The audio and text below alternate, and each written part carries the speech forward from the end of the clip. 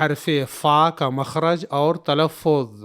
हरफ फ़ा का मखरज है सनाए औलिया की नोक और निचले होंठ का अंदरूनी हिस्सा।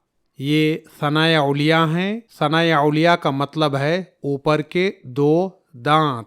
सनाया का माना है दो और उलिया का माना है ऊपर, तो सनाया औलिया का माना हुआ ऊपर के दो दांत। तो ऊपर के इन दोनों दांतों को सनाया औलिया कहा जाता है और ये निचला होंठ है। फिर इस निचले होंठ के दो हिस्से हैं, एक बाहरी हिस्सा जो सूखा होता है और दूसरा अंदरूनी हिस्सा जो गीला होता है। तो हरफे फ़ा सनाए औलिया की नोक और निचले होंठ के इस अंदरूनी और गीले हिस्से से अदा होता है, जैसे अफ,